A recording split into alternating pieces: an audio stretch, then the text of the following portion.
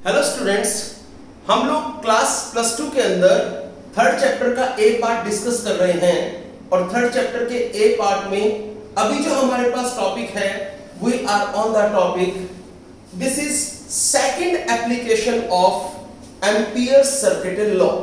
आप जानते हैं एम्पियर सर्किटल लॉ में एम्पियर्स ने हमें ये कहा था कि अगर हमारे पास कोई मैग्नेटिक फील्ड दे रखी है उस मैग्नेटिक फील्ड का हम किसी क्लोज्ड पाथ के लिए लाइन इंटीग्रेशन कर दें that is equal to mu not into I. तो हम इसको बोलते हैं line integration of magnetic field around any closed path is equal to mu naught times total current in the conductor. चलिए अब हम उस एम्पियर सर्किटल लॉ की एप्लीकेशन डिस्कस करेंगे in this form magnetic field due to current through a very long hollow cylinder. आपने एक long hollow cylinder ले लिया, यानी कि आपने एक सिलेंडर लिया है that which is hollow and that cylinder contains current. तो एक बात बताइए, हम लोग यहां पर एक होलो सिलेंडर कंसीडर कर लेंगे। ये लीजिए, ये हमने होलो सिलेंडर यहां पर लिया and this hollow cylinder contains current. तो ये लीजिए, यहां पर हमने होलो सिलेंडर लिया और ये होलो सिलेंडर पे करंट है। तो इसके अंदर अगर करंट होगा तो वो करंट आया कैसे, पहले तो आप ये समझिए। देखिए, ये आपने होलो सिलेंडर ले लिया, यहां पर आपने इस पोर्शन के साथ बैटरी का पॉजिटिव टर्मिनल कनेक्ट कर दिया और इस पोर्शन के साथ बैटरी का नेगेटिव टर्मिनल कनेक्ट कर दिया। यहां पर आपने इधर बैटरी कनेक्ट कर दी, ये रही। तो आपके पास इस तरह से जैसे आपने यहां पर बैटरी को कनेक्शन दिया वैसे ही यहां से करंट फ्लो करना शुरू कर देगा। वही करंट यहां से आएगा और यहां पर भी फ्लो करना शुरू कर देगा। दैट मींस आप ये कह सकते हैं कि जब आप इस होलो सिलेंडर को बैटरी से कनेक्शन देंगे तो इस होलो सिलेंडर में करंट मूव करना शुरू कर देगा। चलिए अब हम यहां से थोड़ा आगे डिस्कस करते हैं, इस पॉइंट पर अब हम आ जाएंगे। देखिए यहां पर क्या है, हम लोगों ने ये होलो सिलेंडर लिया, इस होलो सिलेंडर के अंदर करंट फ्लो कर रहा है। तो करंट यहां पर इस पोर्शन में फ्लो करेगा, ये रहा, यहां पर इस पोर्शन में भी करंट फ्लो करेगा। आपको ये जो होलो सिलेंडर में करंट दे रखा है, आपको इस होलो सिलेंडर में करंट की वजह से बनने वाली मैग्नेटिक फील्ड इंटेंसिटी, कई सारे पॉइंट ऐसे हैं जहां पर आपको मैग्नेटिक फील्ड इंटेंसिटी कैलकुलेट करनी है। फर्स्ट ऑफ ऑल हम ये मान लेते हैं कि मैग्नेटिक फील्ड इंटेंसिटी हमें मान लीजिए यहां इस पॉइंट पर कैलकुलेट करनी है। ये पॉइंट है, ये point outside the hollow cylinder है। तो हमें यहां पर जो ये सिलेंडर में करंट है उस करंट की वजह से बनने वाली magnetic field intensity outside the cylinder कहीं पर हमें कैलकुलेट करनी है। तो चलिए उसके लिए करें कैसे। हम यहां पर कंफ्यूजन क्रिएट हो जाएगी अपने आप ही। वो कैसे, यहां पर भी करंट है, यहां पर भी करंट है, तो ये दो करंट हो गए, इनकी वजह से मैग्नेटिक फील्ड यहां पर कैसे निकालें। इसके लिए एक सॉल्यूशन है। हम ये मान लेते हैं कि जो करंट है वो ना इस पोर्शन में है ना इस पोर्शन में है। जो होलो सिलेंडर का एक्सिस है, करंट उस एक्सिस के अलोंग हम यहां पर कंसीडर कर लेते हैं। तो लीजिए, यहां पर हमने होलो सिलेंडर का एक्सिस कंसीडर कर लिया, ये हमारे पास होलो सिलेंडर का एक्सिस है और हम मान के चलते हैं कि यहां पर करंट इस डायरेक्शन में फ्लो कर रहा है। अब ना तो ये करंट इंपॉर्टेंस रखेगा ना ये करंट इंपॉर्टेंस रखेगा। अब हम मान लेंगे कि करंट यहां पर है, ये वाला करंट अब मैटर करेगा। आप यहां से करंट हटा दीजिए, आप यहां से भी करंट हटा दीजिए। अब आप कहेंगे कि ये होलो सिलेंडर है और जो करंट है वो इसकी एक्सिस के अलोंग करंट मूव कर रहा है। तो चलिए, अब ये जो होलो सिलेंडर है इसका रेडियस आपको दे दिया गया, this radius is capital R. तो होलो सिलेंडर का रेडियस हम लोगों ने यहां पर लिया and the radius of the hollow cylinder is capital R. लीजिए हमने होलो सिलेंडर का रेडियस कैपिटल आर ले लिया। अब सबसे पहले आपको यहां पर मैग्नेटिक फील्ड इंटेंसिटी निकालनी है इस करंट की वजह से इस पी पॉइंट पर। तो आप क्या करेंगे, आप यहां से एक्सिस से ये डिस्टेंस लीजिए, यहां से लेके और यहां तक का डिस्टेंस आप मान लीजिए that distance is small r. तो लीजिए यहां से लेके यहां तक का distance this is small r distance. अब आप एक बात समझिए, पहले देखिए ये स्मॉल आर बड़ा है या ये कैपिटल आर बड़ा है। आप समझ सकते हैं स्मॉल आर जो है वो तो इस सिलेंडर से बाहर पे है, बाहर पे कोई पॉइंट है वहां पर है, और जो कैपिटल आर है वो सिलेंडर का रेडियस है। सो हम यहां पर कह सकते हैं ये इसका फर्स्ट केस बनेगा कब, जब small r is greater than capital R. जब स्मॉल आर कैपिटल आर से बड़ा है तो वो केस हमारे पास यहां पर आएगा। अब हम इसको करें कैसे, उसको देखिए। आपने यहां पर रेडियस आर लिया, मान लीजिए ये जो एक्सिस आपके पास है ये रही एक्सिस, इस एक्सिस से स्मॉल आर डिस्टेंस यहां पर है। आपको इसमें जो करंट है उसकी वजह से बनने वाली magnetic field intensity small r distance पे कैलकुलेट करनी है। तो आप इस स्मॉल आर को रेडियस मान के यहां पर एक सर्कल ड्रॉ कर दीजिए। उस सर्कल के हर पॉइंट पे मैग्नेटिक फील्ड की वैल्यू सेम होगी। तो ठीक है, हम यहां पर इस स्मॉल आर को रेडियस मान के एक सर्कल ड्रॉ कर देते हैं। तो चलिए ठीक है, मैंने यहां पर सर्कल ड्रॉ किया। ये वाला पॉइंट इधर है, ये वाला पॉइंट इधर है, मैंने इसको सर्कल को यहां पर ले लिया। अब मैं थोड़ा और आगे चलता हूं। आप सिर्फ मुझे ये बताइए, अगर ये करंट कैरिंग कंडक्टर हमने लिया, क्योंकि हमने इसको इमेजिन कर लिया करंट यहां पर है, तो अब हमारे पास यही करंट कैरिंग कंडक्टर है। अगर ये करंट कैरिंग कंडक्टर हमने लिया और इस करंट कैरिंग कंडक्टर को हाथ में पकड़ा, जिस तरफ हमारा करंट है उस तरफ हमने अपना थंब किया, तो बताइए इस तरफ कहीं पर भी मैग्नेटिक फील्ड की डायरेक्शन क्या होगी। डेफिनेटली यहां पर फिंगर अंदर की तरफ है तो मैग्नेटिक फील्ड भी अंदर की तरफ होगी। तो मैग्नेटिक फील्ड यहां पर इनवर्ड डायरेक्शन में है। अगर मैं इनवर्ड मैग्नेटिक फील्ड को बनाऊं तो लीजिए ये मैंने यहां पर मैग्नेटिक फील्ड कही, this is inward magnetic field मैंने यहां पर ले ली है। अब मैं थोड़ा और आगे चलता हूं। आप एक काम और करें, यहां पर आप छोटा सा एलिमेंट और कंसीडर कर लें। This is element here and this element is DL. ये जो एलिमेंट है ये इस सर्कल का एक छोटा सा पार्ट है, तो this is called element DL vector. अब आप बताइए इस डीएल वेक्टर की डायरेक्शन किस तरफ है। तो याद रखिए जिस डायरेक्शन में मैग्नेटिक फील्ड की डायरेक्शन होती है उसी तरफ डीएल वेक्टर की भी डायरेक्शन होती है। तो आपको यह पता चल गया कि बी वेक्टर और डीएल वेक्टर के बीच में angle is equal to 0 degree. तो आप एक काम कीजिए, यहां पर आप सबसे पहला जो पॉइंट आपका है वो आप अप्लाई कीजिए। सबसे पहली बात आप यहां पर B vector dot dl vector लिखिए। ये क्या बना, this is B d l cos of 0 because angle between b vector and dl vector is 0। आगे चलिए, यहां से क्या हुआ, this is b into dl because cos 0 1 होता है। आगे चलते हैं, ये तो मैंने मैग्नेटिक फील्ड सिर्फ इसकी वजह से निकाली है जो यहां पर मुझे मिलेगी, या यूं कह लीजिए ये तो मैंने यहां पर सिर्फ b और dl का डॉट प्रोडक्ट किया है। अब मैं अगर कंप्लीट सर्कुलर के लिए, इस सर्कुलर पाथ के लिए, क्योंकि ये क्लोज्ड पाथ है, और इस कंप्लीट क्लोज्ड पाथ के लिए अगर निकालूं तो b डॉट dl का मैं क्लोज्ड पाथ के लिए इंटीग्रेशन कर देता हूं, ये रहा।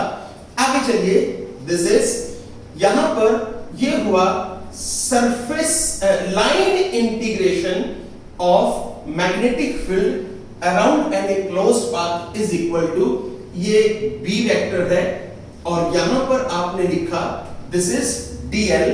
आगे चलिए, दिस इज b इनटू, सोचिए ये पूरे कंप्लीट सर्कल का एक छोटा सा पार्ट है dl। अगर आप इस dl का इंटीग्रेशन करेंगे तो आपके पास आएगा कंप्लीट सर्कल का सरकमफ्रेंस। कंप्लीट सर्कल का सर्कमफ्रेंस कितना बनेगा? This is 2 pi r. तो लीजिए आपके पास यहां पर वैल्यू बनी है, this is B vector dot d l vector is equal to B into 2 pi r. This is what? Equation number first. Now अगर हम देखें according to Ampere's circuital law, अगर हम एम्पियर्स सर्किटल लॉ के हिसाब से बात करें तो उस केस में हमारे पास यहां पर जो line integration of magnetic field around any closed path आता है, that is equal to mu not into I. This is equation number second. अब आप समझिए, ये आपके पास इक्वेशन नंबर फर्स्ट है। According to Ampere circuital law चले तो ये आपके पास इक्वेशन नंबर ये फर्स्ट है, ये वाली सेकंड है। अब आप देखिए B dot dl close path के लिए इंटीग्रेशन ये रहा, B dot dl close path के लिए इंटीग्रेशन ये रहा from equation first and second. अगर हम इक्वेशन फर्स्ट और सेकंड देखें तो हमारे पास आएगा this is B into 2 pi R is equal to mu not into I. यहां से आगे चलिए, B is equal to mu not into I upon 2 pi R, ये हमारे पास यहां पर आ जाता है। सो ये मैग्नेटिक फील्ड इंटेंसिटी की वैल्यू आई है। जो मैग्नेटिक फील्ड इंटेंसिटी इस जो ये हमने एक्सिस के अलोंग कंडक्टर लिया, यही कह लीजिए हमने ये कह दिया कि एक्सिस के अलोंग करंट है, इस करंट की वजह से बनने वाली magnetic field intensity small r distance पे जो बनेगी, this is the value of magnetic field intensity. अब आप एक बात और देख लीजिए, ये मैग्नेटिक फील्ड इंटेंसिटी है, इस होलो सिलेंडर के बाहर है और इसमें अब देखिए कौन से पॉइंट है। म्यू नॉट इंटू आई ये कांस्टेंट है, 2 पाई ये भी कांस्टेंट है। अब आप देखिए ये जो स्मॉल r है ये वेरिएबल है। आपने ये डिस्टेंस लिया, स्मॉल r होगा, आप थोड़ा आगे लेंगे वो भी स्मॉल r होगा, आपने थोड़ा और आगे लिया वो भी स्मॉल r है, आप पीछे लेंगे वो भी स्मॉल r होगा। तो कहने का मतलब है ये स्मॉल r वेरिएबल है। अब आप एक काम यहां से कह सकते हैं that B is inversely proportional to R, यानी कि जब स्मॉल r कैपिटल R से बड़ा हो उस केस में जैसे जैसे आप R स्मॉल r को इंक्रीज करोगे वैसे वैसे मैग्नेटिक फील्ड इंटेंसिटी डिक्रीज होगी। यानी कि इस सिलेंडर से बाहर कहीं पर भी जैसे जैसे आप एक्सिस से दूर जाते रहोगे वैसे वैसे मैग्नेटिक फील्ड इंटेंसिटी की वैल्यू डिक्रीज होती रहेगी। इसका मतलब सबसे अगर इस सिलेंडर से सिर्फ बाहर जाया जाए तो यहां पर मैग्नेटिक फील्ड ज्यादा होगी, थोड़ा और आगे जाया जाए कम होगी, थोड़ा और आगे जाया जाए तो और कम होगी। ये हमारे पास यहां पर आ जाता है। सेकंड केस अब हम आते हैं, अगर मान लीजिए आपसे कहा गया आपको मैग्नेटिक फील्ड इंटेंसिटी यहां पर निकालनी है, अब आपको P पॉइंट यहां पर दे रखा है। Now we have to calculate magnetic field intensity at point P and this P point is where, बताइए कहां है P पॉइंट? ये P पॉइंट इस होलो सिलेंडर के सरफेस पे है। तो इसका मतलब पहले केस में आपने मैग्नेटिक फील्ड इंटेंसिटी निकाली थी, होलो सिलेंडर में जो करंट है उसकी वजह से निकाली थी, और magnetic field intensity hollow cylinder के बाहर निकाली थी। अब आपको मैग्नेटिक फील्ड इंटेंसिटी ही निकालनी है, सिलेंडर में जो करंट है उसकी वजह से ही निकालनी है, लेकिन सिलेंडर के सरफेस पे निकालनी है। तो चलिए सिलेंडर के सरफेस पे अगर यहां आते हैं, आपके पास इसमें एक चीज है, आप उसको समझिए।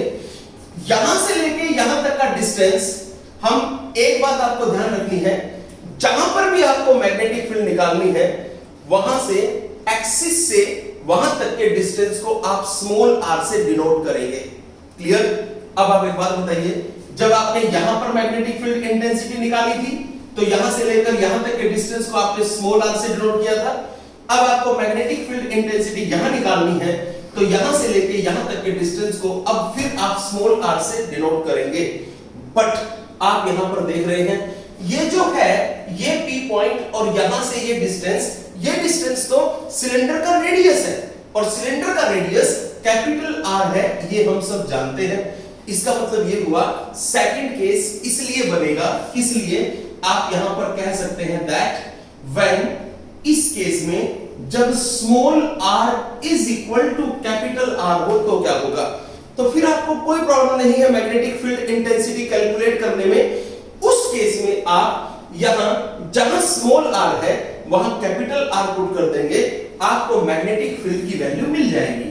तो आप क्या कहेंगे, B is equal to mu not into I upon 2 pi capital R। ये लीजिए, ये आपके पास यहां पर वैल्यू आ जाती है। अब आप एक बात समझिए, B यानी कि magnetic field intensity is equal to mu not into I upon 2 pi capital R। अब आप एक बात देखिए, ये मैग्नेटिक फील्ड इंटेंसिटी करंट की वजह से निकली, जो करंट इस जो है होलो सिलेंडर के अंदर करंट है, और वो मैग्नेटिक फील्ड इंटेंसिटी आपने होलो सिलेंडर के सरफेस पे निकाली।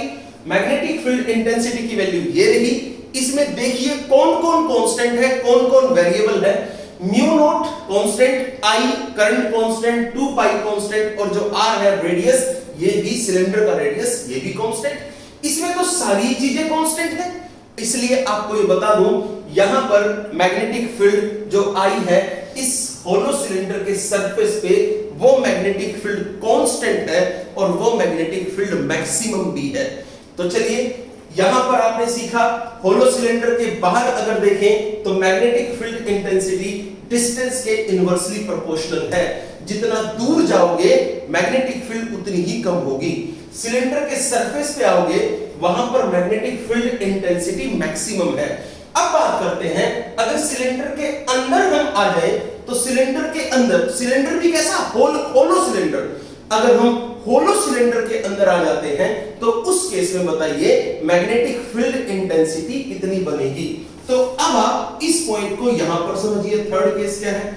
एक बात बताओ बच्चों, अगर आपको मान लीजिए कहा गया कि मैग्नेटिक फील्ड इंटेंसिटी इस P पॉइंट पर निकालिए, तो ठीक है, यहां से यहां तक के डिस्टेंस को आप स्मॉल r से डिनोट कर दीजिए। ये जो स्मॉल r यहां पर है, this small r is less than capital R। Definitely जो स्मॉल r यहां पर है वो कैपिटल R से कम है।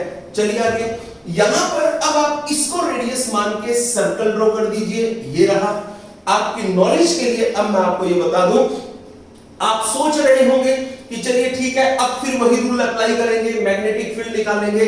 आपकी नॉलेज के लिए आपको बता दूं कि अगर किसी कंडक्टर के अंदर करंट है और वो कंडक्टर होलो कंडक्टर है, तो जो करंट की वजह से मैग्नेटिक फील्ड बनती है वो होलो कंडक्टर के सरफेस के ऊपर और सरफेस के बाहर बनती है। होलो सिलेंडर के अंदर या होलो कंडक्टर के अंदर कोई मैग्नेटिक फील्ड नहीं होती। यानी कि एग्जांपल ये है, अगर मैं आपसे कहूं मैंने यहां पर एक होलो कंडक्टर ले लिया, चाहे वो सिलेंड्रिकल हो या कोई भी हो, मैंने उसको इस तरह से इस शेप में ले लिया। ये होलो सिलेंड्रिकल सरफेस है, आप देख सकते हैं ये होलो है। अगर इसके अंदर करंट फ्लो कर रहा है तो करंट की वजह से मैग्नेटिक फील्ड इसके सरफेस पे निकल सकती है, सरफेस के बाहर कहीं निकल सकती है, सरफेस के अंदर मैग्नेटिक फील्ड हमेशा जीरो होती है। तो चलिए अगर ऐसी बात है कि सरफेस के अंदर यानी कि उस इनसाइड द होलो सिलेंडर इस जगह पे मैग्नेटिक फील्ड जीरो है, तो उस केस में आप सिर्फ इतना कह सकते हैं that inside the hollow cylinder, hollow cylinder के अंदर B यानी कि मैग्नेटिक फील्ड इज जीरो। अगर मैग्नेटिक फील्ड जीरो है तो आप ये देख लीजिए यहां से that B vector dot dl vector is also equal to zero. ये आपके पास इक्वेशन फर्स्ट है, ये कह लीजिए इक्वेशन सेकंड, सॉरी ये आपके पास मैग्नेटिक फील्ड की एक वैल्यू है, ये मैग्नेटिक फील्ड की दूसरी वैल्यू है, और यहां पर मैग्नेटिक फील्ड की ये आपके पास तीसरी वैल्यू आ चुकी है। अब आप इस चीज को देख के एक बात समझ जाइए, अगर आपके पास होलो सिलेंडर है तो होलो सिलेंडर के अंदर कहीं पर भी किसी भी पॉइंट पर, मान लीजिए आप यहां मैग्नेटिक फील्ड निकालते हैं वो भी जीरो, यहां निकालते हैं वो भी जीरो, यहां निकालते हैं वो भी जीरो, यहां निकालते हैं वो भी जीरो, यहां अंदर कहीं पर भी निकाल लीजिए, हर पॉइंट पर मैग्नेटिक फील्ड की वैल्यू जीरो होगी। दूसरी बात, अगर आप सरफेस पे निकालते हैं तो यहां पर मैग्नेटिक फील्ड की वैल्यू क्या है, यहां पर मैग्नेटिक फील्ड की वैल्यू मैक्सिमम है। और सुनिए, अंदर कहीं पर निकालते हैं तो यहां पर मैग्नेटिक फील्ड की वैल्यू जीरो है, बाहर कहीं पर निकालते हैं इस सरफेस पे, इस पे कहीं पर भी, वहां मैग्नेटिक फील्ड जो है वो डिस्टेंस r के इनवर्सली प्रोपोर्शनल है। अगर इस बात को ग्राफिकली रिप्रेजेंट करें तो हमारे पास जो ग्राफ बनता है, आप उस ग्राफ को भी समझ लीजिए। देखिए कैसे बनाएंगे। आपने यहां पर कहा, ये आपने एक एक्सिस, एक्स एक्सिस ये रही, वाई एक्सिस ये रही, एक्स एक्सिस के अलोंग आपने डिस्टेंस r ले लिया, वाई एक्सिस के अलोंग आपने यहां पर मैग्नेटिक फील्ड ले ली। अब आप मुझे सिर्फ इतना समझाइए, जब यहां से डिस्टेंस इंक्रीज होगा तो मान लीजिए इस पॉइंट पर आके जो स्मॉल r है वो कैपिटल R के बराबर आ गया। चलिए आगे, अब आप ये बताइए, अगर यहां से पहले जब तक स्मॉल r कैपिटल R के बराबर नहीं होता, इससे पहले की बात करें तो वहां हर पॉइंट पर मैग्नेटिक फील्ड जीरो है, इसलिए आप इस लाइन को डार्क कर दीजिए, which shows that magnetic field is zero। आगे चलिए, जब स्मॉल r कैपिटल R के बराबर हो जाता है, अगर हम इस पॉइंट पर आते हैं तो यहां पर अगर हम देखें तो यहां पर मैग्नेटिक फील्ड की वैल्यू मैक्सिमम है एट दिस पॉइंट, क्योंकि यहां पर स्मॉल r कैपिटल R के बराबर है। अगर हम इससे आगे बढ़ें तो इससे आगे अगर हम देखें तो जैसे जैसे डिस्टेंस इंक्रीज होगा, क्योंकि अब हम इससे बाहर आ रहे हैं, जब बाहर आएंगे तो जैसे जैसे डिस्टेंस इंक्रीज होगा वैसे वैसे मैग्नेटिक फील्ड इंटेंसिटी की वैल्यू क्या होगी, डिक्रीज। तो ये लीजिए, ये ग्राफ आपके पास आ जाता है। This graph indicate that magnetic field intensity is maximum at the surface of the hollow conductor. Again, it also represents that magnetic field intensity is zero inside the hollow conductor, and magnetic field intensity going on decreases as we move away from the axis of hollow conductor. ये आपके पास इसका पहला topic बना, यानी कि होलो cylinder के से link, ये पहला टॉपिक है और एप्लीकेशन ये वाली सेकंड है। अब हम होलो सिलेंडर से लिंक नेक्स्ट टॉपिक देखते हैं और उसके अंदर जो हमारे पास है उसके बारे में हम बात करते हैं। अब हमारे पास आ रहा है सॉलिड सिलेंडर, तो सॉलिड सिलेंडर के लिए हम पढ़ते हैं क्या है। देखिए स्टूडेंट्स, अब जो हमारे पास यहां पर नेक्स्ट टॉपिक है, it is also related to solid cylinder. Last वाला टॉपिक भी सिलेंडर से रिलेटेड था, बट वो होलो सिलेंडर था, और ये जो है ये सॉलिड सिलेंडर है। ये एप्लीकेशन नंबर 3 है, यानी कि एम्पियर सर्किटल लॉ में दिस इज एप्लीकेशन नंबर 3। सुनिए, इसमें हमें क्या कहा गया, इसमें हमें कहा कि ये हमारे पास एक सॉलिड सिलेंडर है, इस सॉलिड सिलेंडर का रेडियस हमारे पास r है, तो लीजिए सॉलिड सिलेंडर का रेडियस हमने r कह दिया। अब हम थोड़ा और आगे चलते हैं, यहां पर इस सॉलिड सिलेंडर में करंट भी है, तो पूरे सॉलिड सिलेंडर के अंदर करंट फ्लो कर रहा है, यानी कि इधर भी है, इधर भी है, इधर भी है, इधर भी है, इधर भी है और यहां पर भी है। ऐसे केस में अगर आपको मैग्नेटिक फील्ड इंटेंसिटी अलग अलग पॉइंट पे निकालनी पड़ती है तो सारी कंफ्यूजन को खत्म करने के लिए हम वही काम करते हैं जो हमने लास्ट टॉपिक में किया था। हम ये मान करके चलते हैं कि जो करंट होगा वो इस सिलेंडर की एक्सिस के अंदर फ्लो कर रहा है। तो यहां से करंट आप हटा दीजिए, यहां से करंट आप हटा दीजिए। अब जो करंट होगा that will be only along the axis of the cylinder. Now अब हम यहां इस एक्सिस से कुछ डिस्टेंस पे यहां पर मान लीजिए हमने P पॉइंट लिया, तो यहां से लेकर ये जो डिस्टेंस हमने जहां पर P पॉइंट लिया है, this distance is small r। अब आप एक बात देखें, यहां पर जो स्मॉल r है, this small r is greater than capital R। ये स्मॉल r कैपिटल R से भी बड़ा है। तो चलिए, इस करंट की वजह से मैग्नेटिक फील्ड हमें यहां निकालनी है। इसको रेडियस मान के हम एक सर्कल ड्रॉ कर देंगे। उस सर्कल के अंदर हर पॉइंट पे मैग्नेटिक फील्ड सेम होगी। तो यहां पर हम लोगों ने इसको रेडियस मान के सर्कल ड्रॉ कर दिया।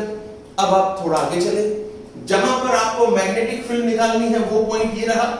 इस कंडक्टर को हाथ में पकड़े, जहां पर आपको करंट दे रखा है उस डायरेक्शन में अपना थंब रखें, तो फिंगर हमारी अंदर की तरफ जाएंगी, तो मैग्नेटिक फील्ड भी अंदर की डायरेक्शन में है। तो लीजिए, मैग्नेटिक फील्ड हमारी इनवर्ड यानी कि अंदर की तरफ है। अब जब मैग्नेटिक फील्ड इनवर्ड है, तो उस केस में ये इनवर्ड मैग्नेटिक फील्ड आप इस तरीके से दिखा सकते हैं, this is inward magnetic field. आगे चलिए, यहां पर आप छोटा सा इस कंडक्टर का पार्ट ले ले, कंडक्टर नहीं सॉरी, ये जो सर्कल है, इस सर्कल का छोटा सा पार्ट आप यहां पर ले लें।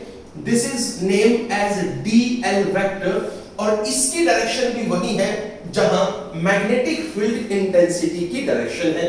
तो चलिए, आप यहां पर अब अप्लाई कीजिए b vector dot dl vector. It is b vector और dl वेक्टर दोनों सेम डायरेक्शन में है, तो b dl cos ऑफ 0 हो गया। थोड़ा आगे चलिए, यहां पर ये बन गया b into dl। अगर कंप्लीट सर्कल के लिए निकालें, तो यहां पर हम क्लोज्ड पाथ के लिए इसका इंटीग्रेशन कर देंगे, तो ये हमारे पास क्लोज्ड पाथ के लिए इंटीग्रेशन हुआ। This is now b vector dot dl vector is equal to ये रहा, b हमने बाहर निकाल लिया, dl हमारे पास ये रहा। अब आप सीखिए, b यहां पर dl जो है वो इस सर्कल का छोटा सा पार्ट है। कंप्लीट इंटीग्रेशन करेंगे तो पूरी सर्कमफ्रेंस आपको मिलेगी, this is b into 2 pi r। It will be name as equation number first. Now according to Ampere's circuital law, यानी कि मैं लिख रहा हूं just only according to Ampere's law, क्या है, this is b vector dot dl vector. ये Ampere's circuital law में कहा b vector dot dl vector is equal to mu not into I।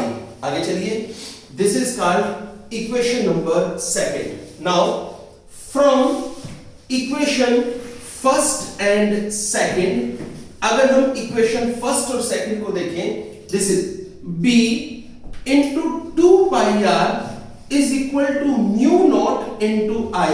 Now b is equal to mu naught into I upon 2 pi r। आप देख रहे हैं, यही result आपको last topic के अंदर मिला था, यही रिजल्ट आपको यहां मिला है। कारण जब हम मैग्नेटिक फील्ड होलो सिलेंडर या सॉलिड सिलेंडर, उनमें जो करंट है उसकी वजह से मैग्नेटिक फील्ड हम सिलेंडर के बाहर निकालते हैं, तो होलो सिलेंडर और सॉलिड सिलेंडर दोनों सेम बिहेवियर शो करते हैं, और जो मैग्नेटिक फील्ड होगी वो सेम वैल्यू यहां पर लेकर आती है। यहां से आपने ये भी देखा होगा कि जो मैग्नेटिक फील्ड है, this is inversely proportional to small r, यानी कि जैसे जैसे हम आगे बढ़ेंगे वैसे वैसे मैग्नेटिक फील्ड की वैल्यू डिक्रीज होगी, बिकॉज जैसे जैसे आगे बढ़ेंगे वैसे वैसे स्मॉल r इंक्रीज होगा, और जब स्मॉल r इंक्रीज होगा तो मैग्नेटिक फील्ड डिक्रीज होगी। अब हम थोड़ा सा और आगे चलते हैं। हमारा यहां पर सेकंड केस इसके बाद बनेगा, अगर हम ये कहें कि मैग्नेटिक फील्ड इंटेंसिटी हमें यहां इस सॉलिड सिलेंडर के इस सरफेस पे कैलकुलेट करनी है, तो क्या होगा? उस केस में फिर आप एक्सिस से लेकर और इस P पॉइंट तक का डिस्टेंस लेंगे।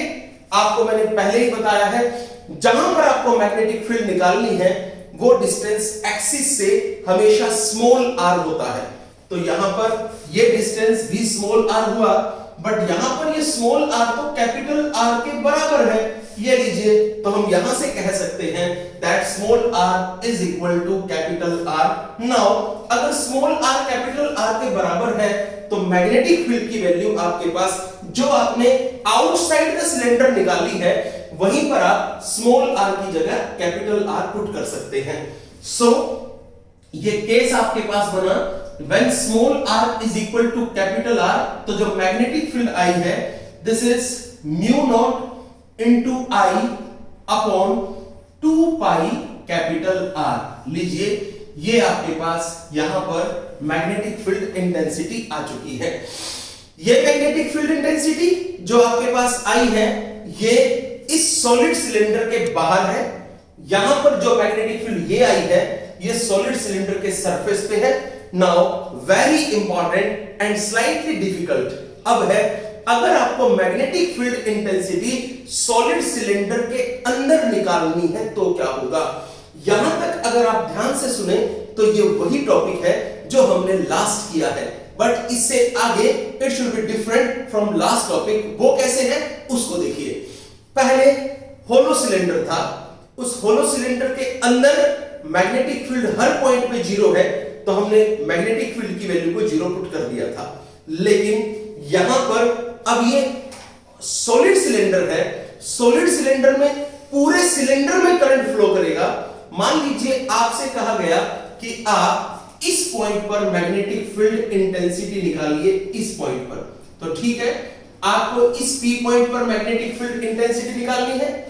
आपने इस एक्सिस से P पॉइंट तक का डिस्टेंस लिया, दिस इज R डिस्टेंस आपने ले लिया। नाउ अब आप इस R डिस्टेंस को लेके एक सर्कल ड्रॉ कर दीजिए, ये आपने सर्कल ड्रॉ कर दिया। अब आप एक बात समझिए, अगर आप इसी तरीके से सर्कल ड्रॉ करते रहे स्मॉल r रेडियस लेके, तो आपके पास जो सिलेंडर बनेगा that cylinder will be like this. ये सिलेंडर हमारे पास कुछ इस तरीके से बनता है। हमने यहां पर इसको कहा इधर से, यहां पर सिलेंडर लिया इधर से, और इसको इसके ऊपर इधर, यहां पर इधर, ये लीजिए, और ये ऐसे बना। यहां पर इसके अंदर ये पोर्शन ये ऐसे बना। तो इसका मतलब अब जो सिलेंडर है वो सिलेंडर, ये वाला सिलेंडर अंडर कंसीडरेशन है। अगर ये वाला सिलेंडर अंडर कंसीडरेशन, तो एक बात समझिए, कंप्लीट सिलेंडर का रेडियस कैपिटल आर है, बड़े सिलेंडर का। इस छोटे सिलेंडर का रेडियस स्मॉल आर हो गया। कंप्लीट बड़े सिलेंडर में करंट आई है, छोटे सिलेंडर में करंट आई नहीं होगा, that will be less than I. तो मान लीजिए छोटे सिलेंडर के अंदर जो करंट है it will be I dash. तो लीजिए छोटे सिलेंडर के अंदर हमने मान लिया the current in small cylinder is equal to I dash. Now अब हम इसका थर्ड केस यहां पर डिस्कस करेंगे। बताइए थर्ड केस में क्या है, small r is less than capital R, ये हमारे पास है। अब आप सबसे पहले यहां पर इस पॉइंट पर मैग्नेटिक फील्ड की डायरेक्शन देखेंगे। ये कंडक्टर है, आपने हाथ में पकड़ा, जिस तरफ करंट है उस तरफ थंब है आपका। यहां पर देखेंगे तो फिंगर अंदर जाएगी और यही फिंगर मैग्नेटिक फील्ड की डायरेक्शन देगी, और मैग्नेटिक फील्ड इनवर्ड है। तो लीजिए यहां पर मैग्नेटिक फील्ड इनवर्ड हो गई, दिस इज मैग्नेटिक फील्ड। इस कंडक्टर का सर्कल का छोटा सा पार्ट ले ले, that part is name as dl vector. इसकी डायरेक्शन भी उस तरफ है जिस तरफ मैग्नेटिक फील्ड इंटेंसिटी की डायरेक्शन है। आगे चलिए, अब हम यहां से क्या करेंगे उसको देखिए। B vector dot dl vector is equal to mu naught, B vector dot dl vector अगर हम करें, this is B dl cos of 0, cos 0 1 होता है, तो यहां पर आ गया this is B into dl। Complete पूरे सर्कल के लिए करें तो क्लोज्ड पाथ के लिए इंटीग्रेशन हम यहां पर कर देंगे। ये लीजिए, ये क्लोज्ड पाथ के लिए इंटीग्रेशन है, this is B vector dot d l vector is equal to, यहां पर आप b को साइड में रखें, इस dl का यहां पर इंटीग्रेशन कर दें, तो this is b into 2 pi r, ये आपके पास आ गया है। आगे चलिए, this is now it can be written as b vector dot dl vector is equal to b into 2 pi r, it will be name as equation number third. इसको हमने कहा ये हमारी इक्वेशन नंबर थर्ड है।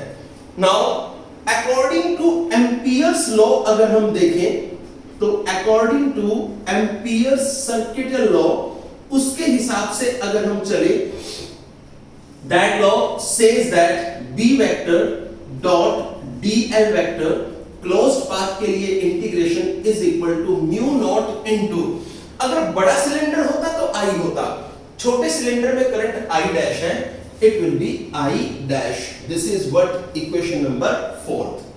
Now, अब हम इससे भी आगे चलते हैं। नेक्स्ट स्टेप हमारे पास क्या है उसको हम ध्यान से समझेंगे। अब जो हमें क्या करना है उसके बारे में हम यहां पर डिस्कशन करना अब शुरू करते हैं। सो अब हम यहां पर ये देखें कि सबसे पहले this is equation number third, this is equation number fourth, from equation third and fourth. अगर हम इक्वेशन थर्ड और फोर्थ को समझें तो उसमें कहा गया b into 2 pi r is equal to mu not into I dash.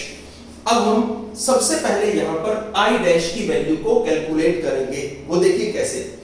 आप ये बताइए, जब हमने बड़ा होलो सिलेंडर जो मेन हमें दे रखा है, सॉरी, जब हमने बड़ा जो मेन हमें सॉलिड सिलेंडर दे रखा है, जब हम इस बड़े सॉलिड सिलेंडर की बात करें तो बड़े सॉलिड सिलेंडर में करंट है I, बड़े सॉलिड सिलेंडर का रेडियस हमारे पास है capital R, due to that उसका एरिया बन गया पाई r स्क्वायर। छोटे सिलेंडर के अंदर जो ये छोटा सिलेंडर हमने लिया, इसके अंदर करंट है I डैश, इसका रेडियस है स्मॉल r, तो इसमें करंट बन गया पाई r स्क्वायर। आगे चलिए, हमारे पास एक टर्म है, दिस इज करंट डेंसिटी। जो करंट डेंसिटी होगी दैट विल रिमेन सेम, वो छोटे सिलेंडर की भी वही है, बड़े सिलेंडर की भी वही है। तो current density is I upon pi r square, ये होती है करंट पर यूनिट एरिया। तो यहां पर देखिए, आपने छोटे सिलेंडर के लिए करंट डेंसिटी ये रही, बड़े सिलेंडर के लिए करंट डेंसिटी ये रही, ये दोनों इक्वेट करके आप I डैश की वैल्यू कैलकुलेट कर सकते हैं। बताइए I डैश क्या है? I upon pi r square into pi r square, ये आपके पास I डैश की वैल्यू है। आप यहां पर I डैश की वैल्यू को पुट कर दें तो देखिए आपके पास क्या रिजल्ट बनता है। This is b into 2 pi r equals to mu not into I dash कितना है?